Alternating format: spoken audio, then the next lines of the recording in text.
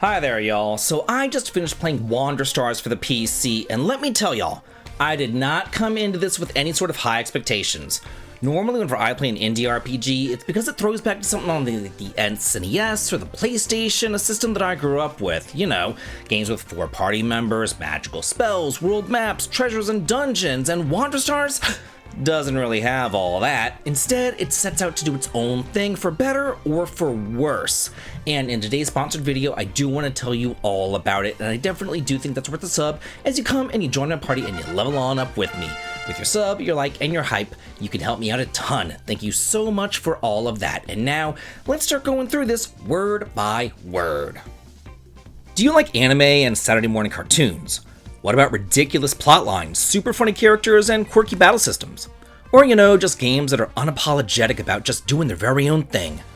If you do, then yeah, you'll definitely like Wander Stars. And if at any time during this video you would like to check it out for yourself, please just click the links below to do so. And what really sets this game apart from everything else that I've ever played is definitely the battle system. So that is what I do want to dive into pretty deeply first, because it's kind of like a love it or hate it sort of thing. And at first, I was definitely confused, but eventually I came out a believer. Basically, every single battle is like its very own anime fight scene, except instead of like screaming out your attack names loud, you're instead writing them down, and your moves are built word by word, like you're composing an angry haiku of pain. Here's how it works. You've got your basic action words like punch or kick, and then you slap on modifiers like fast or fire, and then suddenly you're throwing out like a fire punch or a fast kick. It's like turning Mad Libs into Dragon Ball Z.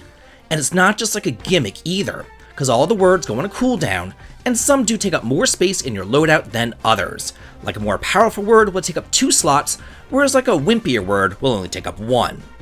And if you do run out of vocabulary, you kind of have to like sit there awkwardly and then let the enemy take their turn while you're like, yeah, okay, my bad, I need to regroup.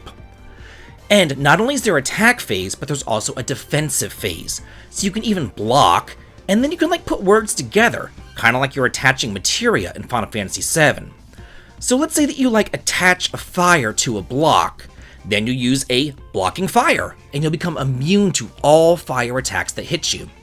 Or if you add wet to your claw attack and then you finish up with super, you're suddenly doing the super wet claw attack, which is able to inflict bleed because of the claw, the wet status ailment because of the element modifier, and then extra damage because of the super. It's a really neat system, and it's a whole lot of fun to like build up all your words together and then exploit the enemy's strengths and weaknesses, because, you know, some enemies are weak to punches and kicks, or ice or fire or electricity or whatever, just like a normal RPG. But that there isn't the only thing that's unique. You don't just like kill the enemies and stomp them into the ground.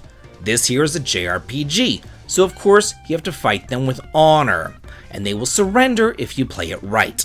Get them into their HP sweet spot, and then show them some mercy, and you'll be rewarded with extra honor points, which you can then turn in at the end of a stage for like level up bonuses and pep ups, which are essentially the equipment or accessories of the game.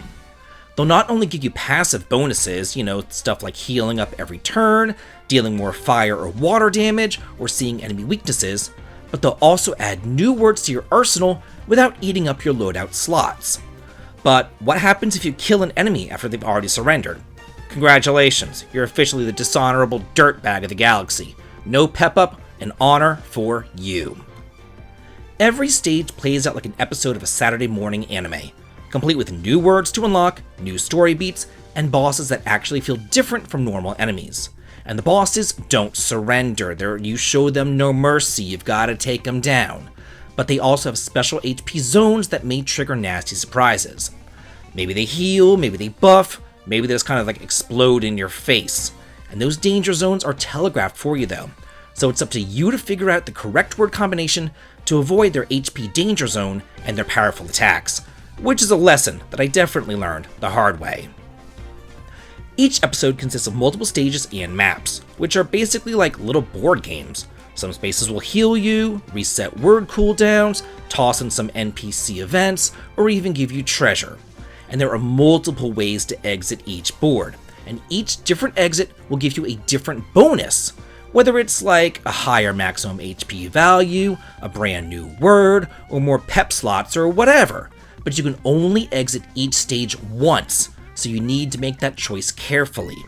Sometimes you'll get story events where you can make choices too, like whether to chuck a rock at a bandit's head or hide over in a bush, and the game actually reacts. Sometimes you get loot, sometimes you get stat bonuses, and sometimes you'll just end up with a bandit with a bruise on his head who wants to kill you. Progression has that roguelike flavor, but without the punishment.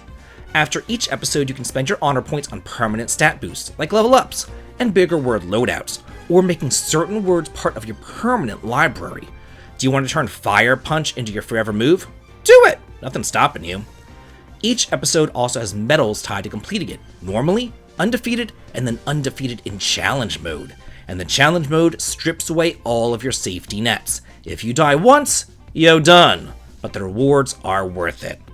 And there's even kind of like this sneaky difficulty selector, because once you get past the first stage, you can choose favorable, which is easy but fewer rewards, balanced, which is normal, or risky, which is hard but with an extra honor bonus.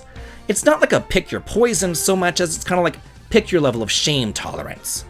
And the story, it is way funnier and bigger than I first expected. It starts off as like you're playing Ringo. She's a martial artist who lives with her grandma who wants her to go out for groceries. Humdrum, trite stuff. But shortly thereafter, her life begins to spiral out of control when she gets roped into an intergalactic mess involving space pirates, a wolf on a jet bike, and a magical map. Her real dream, though, is to win the Kai tournament, the most popular sport in the galaxy, but to do so, you gotta fight honorably. And of course, anime nonsense immediately kicks in. The wolf crash lands, the villains steal the map, and suddenly you're chasing your missing brother across the stars. It's equal parts heartwarming and ridiculous, kind of like a Lost Toonami series that somehow landed here in RPG form. The characters too, they are great. They're quirky, charming, and occasionally, or I mean all the time, ridiculous. But the writing makes them feel like genuine, even when the plot goes completely off the rails. The villains are cartoonish in the best way, and yeah, it's just kind of like so off the wall that it's definitely laugh out loud funny. So I've got to say, Wander Stars is not trying to be the next Final Fantasy, Earthbound, or Chrono Trigger, which I'm perfectly fine with because, God knows, 99% of all the indie RPGs out there are trying to be the next Final Fantasy, Earthbound, or Chrono Trigger. So it is so refreshing to have somebody say, screw that, I'm going to be doing my own thing. And they definitely did. Wander Stars is bizarre, stylish, but most importantly, fun. And that's why it works. The combat's clever, the progression hooks are addictive, and the story has both dumb anime gags and surprisingly heartfelt moments too. So, if you like turn-based RPGs that you don't have to think too deeply about, and that you can just kind of pick up and play, then Wander Stars is definitely worth keeping an eye on. And if you do want to try it out for yourself, please just click the links below and support your indie developers. But now, I do want to hear from you. What do you think about the whole build your attack set of words mechanics? Is it genius? Is it madness? Or maybe it's a little bit of both? Let me know down in the comments. And if you enjoyed this, please be sure to smash that like button for me, and don't forget to level up and join my party by subscribing. Thanks so much for watching, and as always, have a good day.